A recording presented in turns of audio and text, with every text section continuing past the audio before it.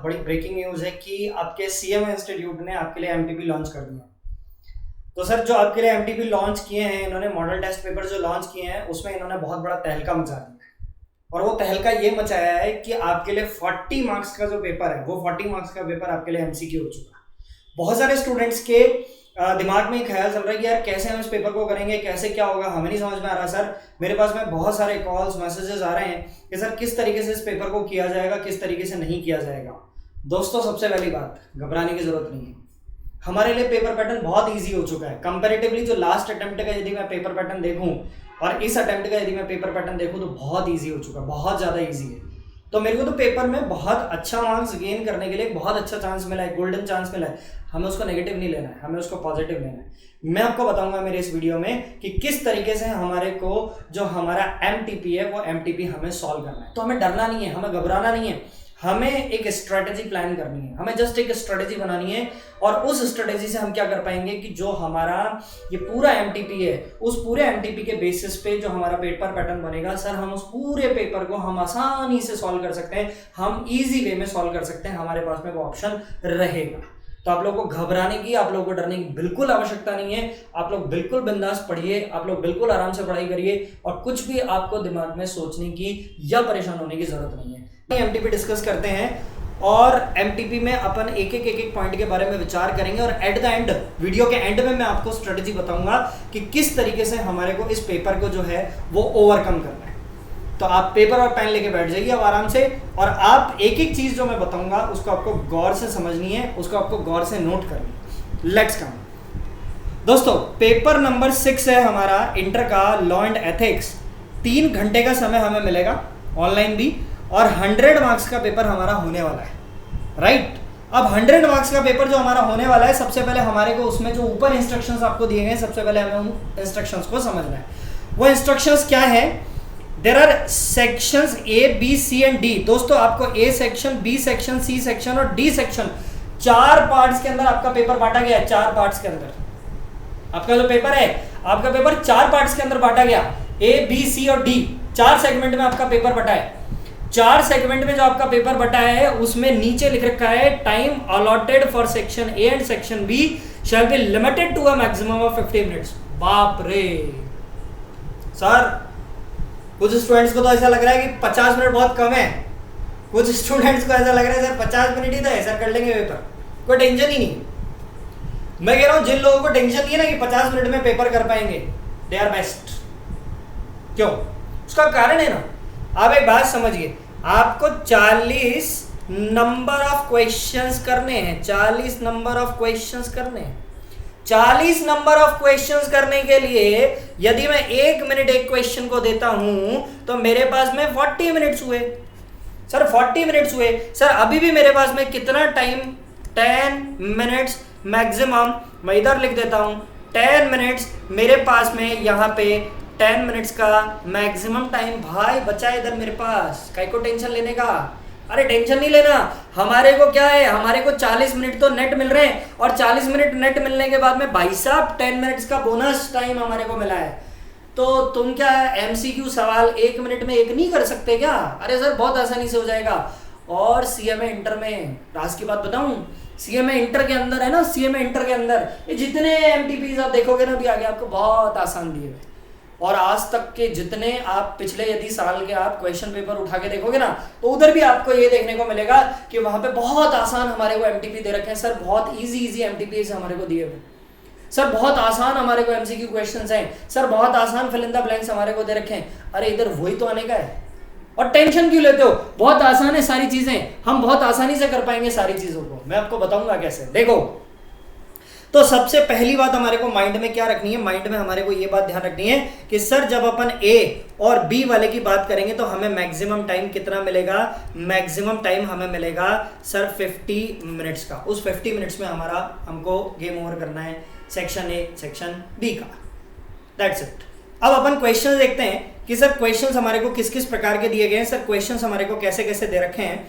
आप नीचे आओगे, सबसे पहले आपको दिखेगा सेक्शन ए। सबसे पहले हमारे को दिख रहा है सेक्शन ए, आप देख रहे हैं स्क्रीन पे सेक्शन ए आपको दिख रहा है। सेक्शन ए जो हमारा यहाँ पे दिया गया है, वो सेक्शन ए हमारे को दिया गया है 20 मार्क्स। ये 20 मार्क्स कवर करता है। ये जो 20 मार्क्स कवर कर रहा है ना सेक्शन ए, ये सेक्शन ए 20 मार्क्स में जो कवरेज कर रहा है, ये कवरेज कर रहा है आपके ऑब्जेक्टिव टाइप क्वेश्चंस को। एबीसीडी ऑप्शन उधर होएगा आपके पास में, आपको एबीसीडी ऑप्शन में से क्या करना है, आपको एक जो करेक्ट आंसर है उस करेक्ट आंसर को आपको आइडेंटिफाई करना है। ज्यादा दिमाग अपने को नहीं लगाना, बहुत आसान होगा, बहुत आसान होगा। अच्छा दूसरी बात, अब बहुत सारे स्टूडेंट्स के दिमाग में एक सवाल है, बोले सर क्या, बोले सर ये सवाल है कि सर ये एमसीक्यू क्वेश्चंस कैसे करें। अरे भैया यदि तुम्हें प्रोविजन आता है, यदि तुम्हें कॉन्सेप्ट आता है, तो तुम्हारे से जो ऑब्जेक्टिव टाइप क्वेश्चन पूछा जाएगा क्या उसका आंसर ट्रेस नहीं कर पाओगे। यदि तुम 1000 क्वेश्चंस की लिस्ट में तुम्हारे को दे दूं तो तुम क्या एग्जाम में आने वाले सारे क्वेश्चंस कर लोगे। तो मैं तुम्हें 1000 क्वेश्चंस की लिस्ट देता हूं, यदि तुम कर पाओ तो आई चैलेंज यू, नहीं कर पाओगे। उसका रास्ता क्या है, उसकी स्ट्रेटेजी नंबर 1, उसकी स्ट्रेटेजी ये है कि हमें प्रोविजंस को ढंग से आना चाहिए, हमें प्रोविजंस को ढंग से समझना पड़ेगा। जब हमारे को प्रोविजन आते होंगे तो ये जितने हमारे को क्वेश्चंस यहाँ पे दिख रहे हैं, जितने क्वेश्चंस हमारे को दे रहा है, हमें सारे क्वेश्चंस कर सकते हैं, कोई दिक्कत नहीं है कि क्वेश्चंस को करने में। तो मेन इंपॉर्टेंट जो बात यह है कि हमें जो प्रोविजन है, हमें जो कॉन्सेप्ट है, हमारे जो टॉपिक है, उनको हमको ढंग से पढ़ना है, सबसे पहली बात। और अभी आपके पास में टाइम है, अपन इतना कर सकते हैं आराम से। दोस्तों यहाँ पे आप देख रहे हैं आंसर ऑल द क्वेश्चन, सारे क्वेश्चंस के आंसर देने, 1 नंबर का सवाल है। हाँ मजेदार बात, नो नेगेटिव मार्किंग, बहुत बड़ा plus point, no negative marking, बहुत बड़ा इधर प्लस पॉइंट है तुम्हारे पास, बहुत बड़ा प्लस पॉइंट है कि तुम्हारे नेगेटिव मार्किंग नहीं है। बॉस क्वेश्चन पेपर हार्ड उस दिन माना जाएगा सीएमए इंटर का जिस दिन वहां पे नेगेटिव मार्किंग स्टार्ट होगी। अभी नेगेटिव मार्किंग इधर देखने को नहीं है, अभी नेगेटिव मार्किंग इधर है ही नहीं। तो जब इधर नेगेटिव मार्किंग ही नहीं है तो हमारे पास में तो मार्क्स लाने का और भी अच्छा चांस है, समझ रहे हो। अभी देखो, अब यहां पे आप क्या कर रहे हो कि यहां पे आप जब देख रहे हो ना, तो एक इंपॉर्टेंट बात ध्यान रखना कि इंस्टीट्यूट ने क्या करा है। इंस्टीट्यूट ने, जब आप एमटीपी को बहुत गौर से देखोगे ना, तो आपको एक बात एनालिसिस होगी इसके अंदर। वो बात क्या एनालिसिस होगी कि सर एमटीपी के अंदर जो क्वेश्चंस आपको बताए गए ना, वो हर चैप्टर में से कहीं ना कहीं से टच किए गए हैं। आप strategy number 2, strategy number 2 note down कर लेना। स्ट्रेटेजी नंबर 2, हमें सेलेक्टेड स्टडी नहीं करनी है, सेलेक्टेड स्टडी नहीं करना। सेलेक्टेड स्टडी करोगे मारे जाओगे, क्योंकि 40 मार्क्स का एमसीक्यू है, ऑब्जेक्टिव टाइप है, फिलअप्स वाले हैं, दिक्कत हो जाएगी। अभी पहले वाले जो हमारा पेपर का जो पैटर्न था उसमें ऐसा नहीं था। अभी इधर बहुत बड़ा प्रॉब्लम है कि हमारे को सेलेक्टेड स्टडी यदि हमने करी ना तो 40 मार्क्स हमारे हाथ से निकल जाएंगे। सेलेक्टेड स्टडी नहीं करना, हमको टॉपिक को, हर टॉपिक को टच करके जाना है। एग्जाम में हमारे को, एग्जाम में हर टॉपिक को पढ़ के जाना इंपॉर्टेंट है, हमारे लिए हर टॉपिक इंपॉर्टेंट है, ये बात ध्यान रखिए, राइट। उसके बाद में अब मैं आपको क्वेश्चंस जो है वो दिखाता हूं। यहाँ पे आप देखिए कि सबसे पहला जो क्वेश्चन इन्होंने लिया वो एनआई से लिया, नेगोशिएबल इंस्ट्रूमेंट से लिया सर। फिर इस तरीके का जो क्वेश्चन आया, ये mode of dissolution of a firm under voluntary dissolution आप देख रहे हैं, तो ये आया आपका पार्टनरशिप फर्म वाला जो चैप्टर है, पार्टनरशिप फर्म एक्ट जो आपका है, उस वाले चैप्टर से है। तो मैं आपको जो बात बोल रहा हूं, आप बात गौर से ध्यान से समझिएगा। क्वेश्चंस बहुत इजी होंगे, क्वेश्चंस बहुत इजी होंगे। सबसे बड़ी बात, ये जो 20 मार्क्स का टारगेट है ना इधर हमारा, ये 20 मार्क्स का टारगेट बहुत इजी है, बहुत इजी है। 20 मार्क्स आसानी से हो जाएंगे हमारे, कोई दिक्कत नहीं आएगी। उसके बाद मैं आगे चलता हूं दोस्तों, तो इधर आप देखोगे नीचे आप, तो यहां पे आपको 20 क्वेश्चंस मिल रहे हैं, 20 क्वेश्चंस, और बहुत इजी क्वेश्चंस वहां पे आपको देखने को मिल रहा है, बहुत इजी क्वेश्चंस आपको वहां पे देखने को मिल रहे हैं। आप देखिए कितना इजी क्वेश्चंस देखने को मिल रहा है आपको यहाँ पे, आप देखिए कितना आसान क्वेश्चंस आपको दिया गया। Which one of the following is not the discharge by operation of law, कि यदि मान लीजिए कि कोई भी कॉन्ट्रैक्ट आपने किया तो वो ऑपरेशन ऑफ लॉ के अकॉर्डिंग डिस्चार्ज नहीं माना जाएगा। आपको पता है मर्जर ऑपरेशन ऑफ लॉ, उसके बाद में इंसॉल्वेंसी ऑपरेशन ऑफ लॉ है, by the authorized alteration of item of a written document operation of law, लेकिन एक नहीं है breach of contract operation of law नहीं है, action of parties है। तो लॉजिक लगा के बहुत इजी क्वेश्चंस आपसे पूछेगा, घबराने की जरूरत नहीं है, इतना टेंशन लेने की जरूरत नहीं है। स्ट्रेटेजी नंबर 1 ढंग से पढ़ना है, strategy number 2 not selected study नहीं करनी भाई, गड़बड़ हो जाएगा, समझिए आप बात। उसके बाद में जब आप आगे आएंगे तो यहाँ पे जब आपके 20 क्वेश्चन खत्म हो जाएंगे, तो 20 क्वेश्चन के बाद में आप देखेंगे, इधर आगे मैं आपको दिखाता हूँ, आप देखिए स्क्रीन पे 20 क्वेश्चन के आगे, हाँ हमारा आया सेक्शन बी। अब सेक्शन बी में आपको क्या कह रहा है वो आप देखिएगा। हाँ, तो दोस्तों सेक्शन बी में क्या कह रहा है, आप देखो सेक्शन बी में आपको ये बता रहा है कि सर 20 क्वेश्चंस हमारे को करने हैं सेक्शन बी के अंदर, 20 क्वेश्चंस हमारे को करने होंगे सेक्शन बी के अंदर। तो सर जो 20 क्वेश्चंस हमारे को करने हैं वो अगेन 1 मार्क को कवर करते हैं, यानी कि 1 मार्क का आपका एक सिंगल क्वेश्चन पूछा जाएगा। टोटल आपके पास में नंबर ऑफ क्वेश्चंस कितने हो गए, 20। तो यानी कि हम टोटल 20 मार्क्स जो आपके आ रहे हैं, टोटल 20 मार्क्स को कवर करते हैं अपन सेक्शन बी के अंदर। मजेदार बात। और इसमें आप देख रहे हैं ऑलमोस्टली फिलअप्स ही फिलअप्स आप इसमें नीचे देखेंगे, और वो भी बहुत आसान, आपको बहुत हार्ड नहीं देगा। देखिए आप कितना इजी। और अब वन वर्ड क्वेश्चन आपसे पूछा जा रहा है। देखिए क्या लिखता है, within how many days of the request made by a member company shall send a copy of each of the document such as memorandum etcetera to him. Member को रिक्वेस्ट करता है कंपनी को return में कि आप मुझे memorandum है, article है, प्रोस्पेक्टस है, अदर टाइप ऑफ डॉक्यूमेंट है, आप इनकी कॉपीज मुझे अवेलेबल कराइए, फाइनेंशियल स्टेटमेंट, ऑडिट रिपोर्ट है, इनकी कॉपीज आप मुझे अवेलेबल कराइए। कितने दिन में आप उस मेंबर को अवेलेबल करेंगे? सर विद इन 7 डेज में। हमें पता होगा प्रोविजन, यदि प्रोविजन पता होगा तो आप कर पाओगे, प्रोविजन आपको नहीं याद होगा तो आप कुछ नहीं कर पाओगे। इसलिए इंपॉर्टेंट चीज मैं वापस बोल रहा हूँ, इंपॉर्टेंट चीज है स्ट्रेटेजी नंबर 1, हमारे को वहां पे ढंग से प्रोविजन को याद करके जाना है। स्ट्रेटेजी नंबर 2 याद रखिए, do not do selected study. Selected study करोगे मारे जाओगे। अभी तक पुराने पैटर्न पे सेलेक्टेड स्टडी काम आती थी, अभी नहीं आएगी इधर सेलेक्टेड स्टडी आपके काम। उसके बाद फिर जब आप नीचे आएंगे तो अगेन आपको 20 क्वेश्चंस के बाद में आप यहाँ पे देख रहे हैं कितना आसान क्वेश्चन आपसे पूछा गया है। What is the period for which the sweat equity share shall be locked in form from the date of allotment. की डेट ऑफ अलॉटमेंट से स्वेट इक्विटी शेयर आपका कितने समय के लिए लॉक इन में रहेगा? तो आपको पता है 3 साल के लिए लॉक इन में रहता है। Provision provision provision, everywhere is provision.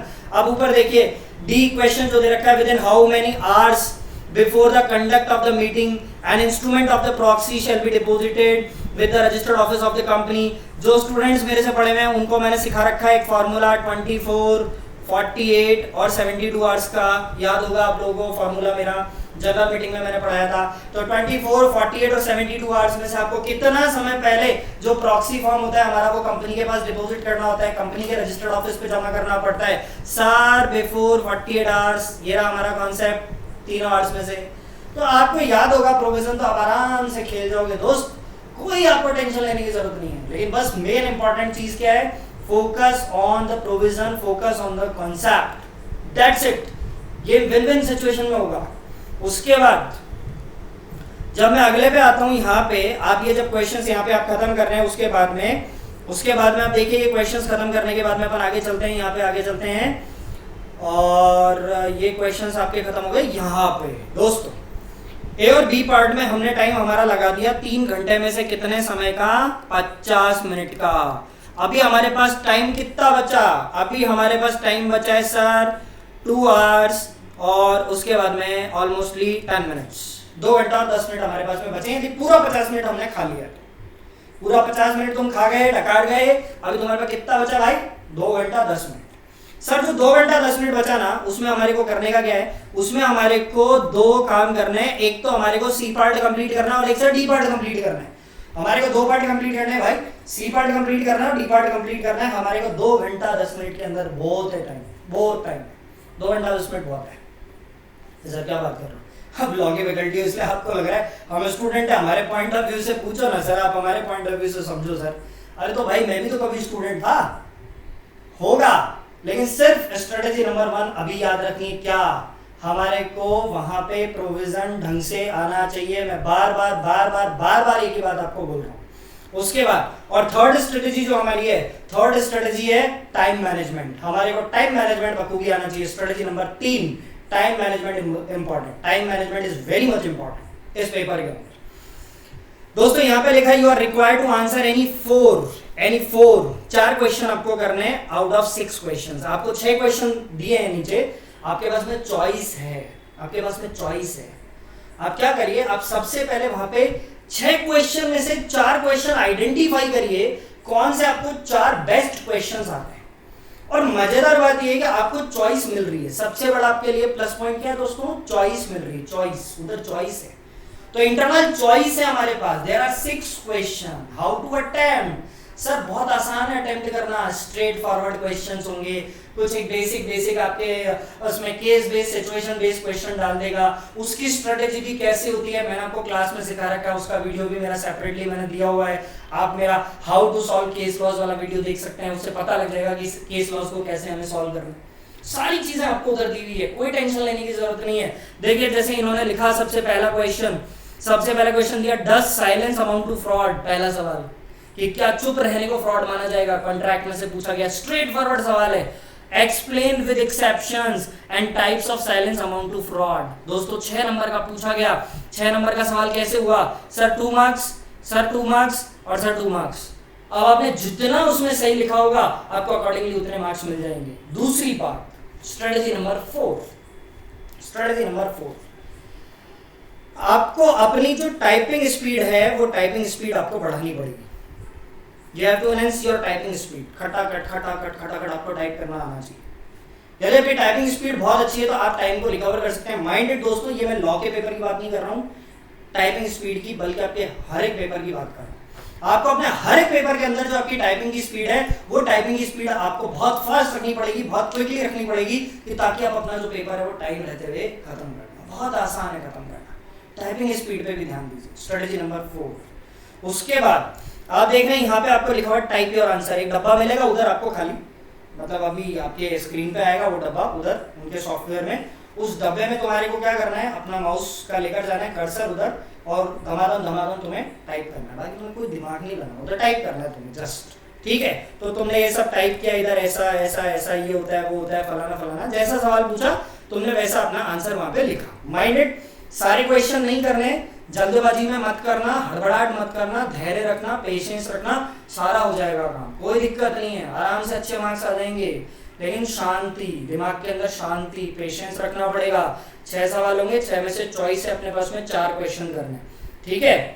उसके बाद आता हूँ, देखो बहुत बड़ा क्वेश्चन नहीं पूछा, फिर एक 4 नंबर का तुम्हारे से सवाल पूछा। माय गॉड, कितना इजी रूल 3 का सवाल पूछा है 1% कंपनी का। मैंने अपना सेपरेट वीडियो भी डाला हुआ है इस पे सवाल पे। What are the conditions stipulated in the Companies Act 2013 in formation of 1% company? 4 number का सवाल पूछा बॉस, बहुत इजी है। 4 नंबर का सवाल देखो, 4 नंबर का सवाल सिर्फ 4 नंबर का सवाल है। तो बॉस घबराने की जरूरत नहीं है, बहुत आसान से जो सवाल है वो सवाल आपसे वहां पे पूछ रहा है, ये बात आप ध्यान रखो। बहुत इजी कॉन्सेप्ट पे आपसे सारे सवाल पूछे। जितने मैंने आपको नोट्स अवेलेबल कराए थे उन सारे नोट्स में से आपके सारे सवालों के आंसर आपको 110% आपको मिलने वाले हैं, 110%। ये वाला क्वेश्चन ऑलरेडी हम कर चुके थे, हमारी जो वर्कशीट थी उसमें मैंने क्लास में करवाया हुआ है आपको ये वाला क्वेश्चन। ये वर्कशीट में जो है वो डिस्कस हुआ है ऑलरेडी। हमारा क्वेश्चन दिल्ली बॉम्बे वाला जो ये वाला क्वेश्चन है हमारा बोनस का, ऑलरेडी हम क्लास में डिस्कस कर चुके हैं, अभी तक डिस्कशन नहीं कर रहे हैं हम। देखिए उसके बाद में फिर आप आते हैं नीचे, तो बहुत इजी आपसे सवाल पूछे, बहुत ज्यादा बड़े सवाल आपसे नहीं पूछ रहा है। इधर कॉन्ट्रैक्ट एक्ट में आपको एक सवाल दिया हुआ है, ठीक है। तो लास्ट ईयर के जो इन्होंने क्वेश्चंस आपको, मतलब क्वेश्चन पेपर में जो क्वेश्चंस आए हुए वही उठा के इन्होंने दिए हुए। लेकिन बात ये है कि क्वेश्चन का आंसर बड़ा सिंपल है, क्वेश्चन का आंसरिंग बहुत सिंपल है और मार्क्स बहुत ज्यादा मिल रहा है। मतलब जिस हिसाब का क्वेश्चन है ना उस हिसाब का हमारे को मार्क्स नहीं मिल रहा है, उससे ज्यादा जो है वो ज्यादा नंबर का हमारे को मार्क्स मिल रहा है। सबसे बड़ा पॉइंट ये, तो कम मार्क्स का जो है वो सवाल नहीं है, मार्क्स ज्यादा सवाल के हैं और जो हमारे को मार्क्स से बहुत हायर मिल रहा है, और लेकिन आंसर जो है वो बड़ा छोटा सा है, तो बड़ा इजी काम हो रहा है हमारे लिए। वहां पे आप सबसे बड़ी बात ये ध्यान में रखिएगा। उसके बाद में फिर आप जब नीचे देखेंगे और अपन इस पेपर पे नीचे आते हैं तो आप नीचे देखिए, फिर आपको 2 मार्क्स का क्वेश्चन भी दिया। गुड लक, आपका गुड लक है कि आपको 2 मार्क्स का क्वेश्चन भी दिया गया है, 2 मार्क्स का क्वेश्चन भी आपसे पूछा गया है। तो कितना इजी पेपर पैटर्न है। डोंट पैनिक, आप पैनिक मत होइए उस क्वेश्चन पेपर को लेकर कि सर हम कैसे करेंगे क्या करेंगे। पैनिक होने की आवश्यकता नहीं है, क्वेश्चन पेपर का लेवल बहुत इजी हो चुका है कंपैरेटिवली पहले से। इंस्टीट्यूट बहुत इजी कर चुका है, थैंक टू द इंस्टीट्यूट। आप इंस्टीट्यूट को थैंक बोलिए कि पेपर पैटर्न बहुत इजी कर दिया है। सर देखिए माइनर के लिए, माइनर की पोजीशन एग्रीमेंट के अंदर क्या होती है, कॉन्ट्रैक्ट एक्ट में से उठाया, स्ट्रेट फॉरवर्ड सवाल। अच्छा, मेजॉरिटी ऑफ द क्वेश्चन जो आपके आ रहे हैं ना, वो मेजॉरिटी ऑफ द क्वेश्चन आपके स्ट्रेट फॉरवर्ड आ रहे हैं, स्ट्रेट फॉरवर्ड सवाल पूछ रहा है। हालांकि मैं ये नहीं कहूँगा केस बेस्ड सवाल नहीं पूछ रहा है, बट केस बेस्ड क्वेश्चन भी आ रहे हैं, लेकिन वो कम है, उनका रेशो में देखूँ तो वो कम है। और जो आपके स्ट्रेट फॉरवर्ड जो क्वेश्चंस हैं वो आपके काफ़ी सारे क्वेश्चंस आपको देखने को वहाँ पे मिल रहे हैं। और उसके बाद में जब दोस्तों अपन आगे चलते हैं इसके अंदर, तो आप देखिए फिर यहाँ पे आपको एक चॉइस और दी मतलब आपको 6 क्वेश्चन दे रहा है, उसमें 4 की चॉइस दे रहा है, और फिर उसके बाद में भी आपके पास में एक और आपके पास में यहाँ पे चॉइस आ रही है, एक और चॉइस आपके पास में यहाँ पे आ रही है क्वेश्चन नंबर 8 के लिए। Very important strategy number 5, note down strategy number 5, don't miss this question, don't miss, इस क्वेश्चन को छोड़ना नहीं है किसी हाल में। क्वेश्चन नंबर 8 को कसम है तुमको छोड़ना नहीं है, तुमको कसम है क्वेश्चन नंबर 8 छोड़ोगे नहीं एग्जाम के अंदर, लिख के आओगे। क्यों लिख के आओगे, कारण क्या बोल रहा हूं, सुनना। तुम्हारे को क्या लिखना है, you are required to write short note on any 4 out of 5। Boss choice के अंदर एक और चॉइस, वो गेम नहीं खेलते थे डब्बे के अंदर एक और डब्बा, ऐसे तुम्हारे को चॉइस के अंदर एक और चॉइस मिलेगी यार। तुमको टेंशन क्या है, क्यों टेंशन ले रहे हो भाई, चॉइस के अंदर एक और चॉइस आ रही है ना।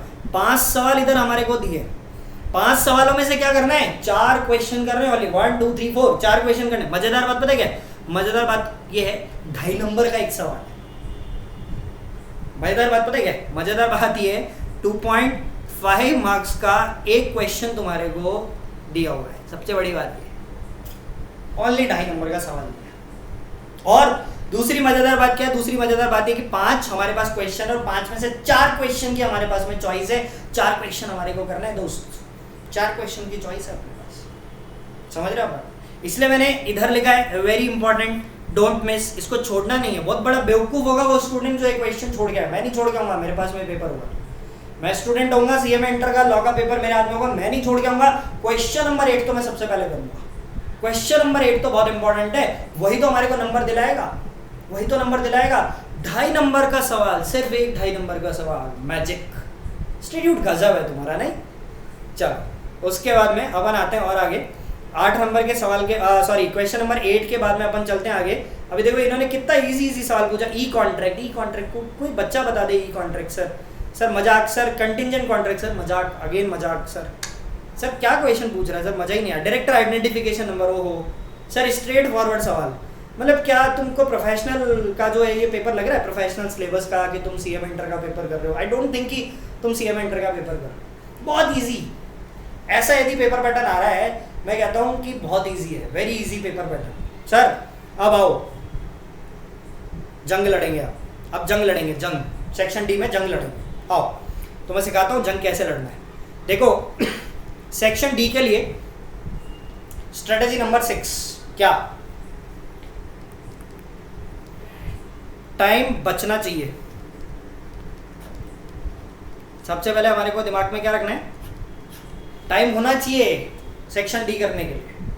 बताता हूं क्या है इसमें पंगा। सेक्शन डी में टाइम चाहिए, स्ट्रेटेजी नंबर 6, क्योंकि सेक्शन डी जो है वो 20 मार्क्स को कवर कर रहा है। सर 20 मार्क्स को कवर कैसे कर रहा है सेक्शन डी? सेक्शन डी में 10 मार्क्स का और 10 मार्क्स का 2 क्वेश्चन आपसे पूछे जाएंगे भैया, समझ रहे हैं मेरी बात। और 10 मार्क्स का और 10 मार्क्स का जो क्वेश्चन पूछा जाएगा वो भी एक क्वेश्चन ही होगा। 10 मार्क्स में भी आपको और इंटरनल जो है वो क्वेश्चंस मिलेंगे छोटे छोटे, और उन सारे क्वेश्चंस को सॉल्व जब आप करोगे तो 10 मार्क्स का आपका सवाल मतलब पार्ट 1 पूरा होता है। अभी बताता हूँ नीचे, और फिर ऐसे ही 10 मार्क्स दूसरे। तो टोटल हमारे पास कितना हो जाता है 20, टोटल 20 मार्क्स का पेपर हो गया सेक्शन डी का। अब देखिए इसमें आपके लिए एक मुसीबत है। क्या इसमें मुसीबत ये है कि इधर ये जो सेक्शन डी आप देख रहे हैं ना, इस सेक्शन डी में आपको ये इतना बड़ा केस लॉ दिया हुआ रहेगा, ये पूरा केस लॉ दिया हुआ रहेगा। दोस्त आप ध्यान में रखना, इस वाले क्वेश्चन को करने के लिए हमारे पास स्ट्रेटेजी नंबर 6 में बता रहा हूं, please note down, please note down. Strategy number 6 में आपको बता रहा हूं, प्लीज नोट डाउन। हमारे को ऑलमोस्टली 30 मिनट्स का टाइम इसको चाहिए सेक्शन डी को करने के लिए। सेक्शन डी को करने के लिए कितना टाइम चाहिए? सेक्शन डी को करने के लिए 30 मिनट्स का टाइम चाहिए सर, 30 मिनट का टाइम चाहिए। 30 मिनट में सेक्शन डी में जो ये दे रखा है ना आपको, इतना बड़ा, ये सब इतना देख के घबराने की जरूरत नहीं, आराम से हो जाएगा 30 मिनट्स में। क्यों? क्योंकि सर 30 मिनट्स में इसलिए हो जाएगा, क्वेश्चन नंबर 9 के लिए हमारे को 15 मिनट्स चाहिए, क्वेश्चन नंबर 10 के लिए हमारे को 15 मिनट्स चाहिए, राइट।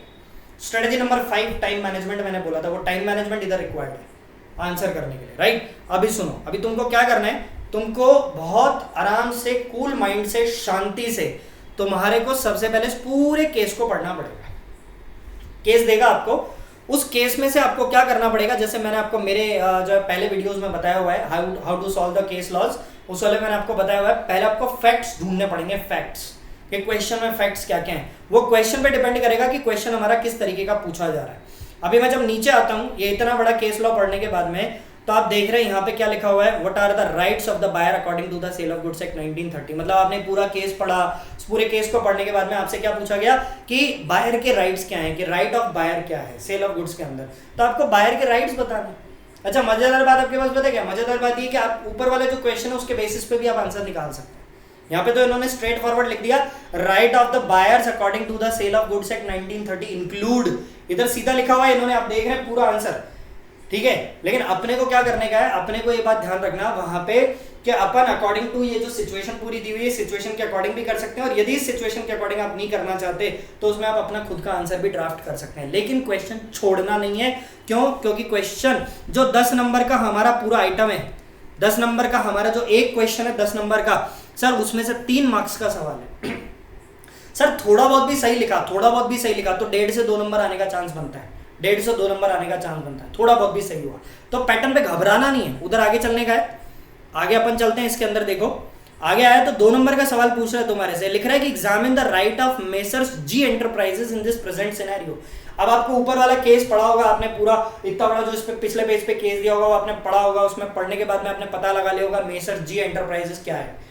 तो मेसर्स जी एंटरप्राइजेस आपने पता लगा लिया कि उसका राइट क्या होगा, यहाँ पे वो सेलर था कि वो बायर था कि वो अनपेड सेलर था, क्या था आपने पता लगा लिया उधर। और जब आप वो पता लगा लेंगे तो उसके बाद में आप क्या करेंगे, इसका आंसर ड्राफ्ट कर सकते हैं on the basis of fact, जो उस क्वेश्चन के अंदर फैक्ट दिए गए थे उन फैक्ट्स के आधार पे, ठीक है।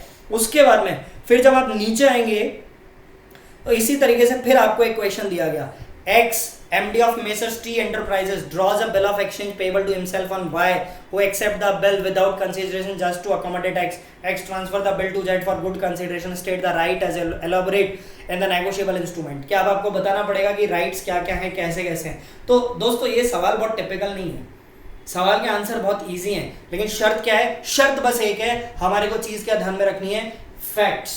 हमारे को प्रोविजन, लॉ में क्या हमने दिए थे, हमने क्या पढ़े थे लॉ के अंदर प्रोविजन, वो हमारे इधर दिमाग में सेट होना चाहिए। बाकी सब चीजें इजी है। आप देख रहे हैं 3 नंबर का सवाल है, तो इस तरीके से बाइफर्केशन दिया हुआ है पूरे पेपर के अंदर क्वेश्चंस का। ये आप देखिए, how do you define a 1% company, my God 2 number में सवाल पूछा है, इतना फोकट का आंसर है, फोकट का आंसर है, 2 नंबर मिल रहे हैं भाई तुम्हारे को, पूरे 2 में से 2 मिल रहा है, पूरा तुम्हारे को 2 में से 2 मिल रहा है। और मजेदार बात देखो, ये इधर लिखा है, would you consult have said to his client on the condition established in companies act regarding formation of the 1% company. अब वो तुमने केस पढ़ा होगा ना, उधर केस पढ़ने के बाद में तुमको पूरा आइडिया लग जाएगा कि अपन क्लाइंट को क्या कंसल्ट करेंगे क्या नहीं करेंगे। इस तरीके से 3 नंबर का, 2 नंबर का, 4 नंबर का, 6 नंबर का, तुम्हारे को देखो इस तरीके से पूरा जो है ना वो पेपर दिया हुआ है, और एट द एंड तुम्हारा पेपर खत्म हो जाता है।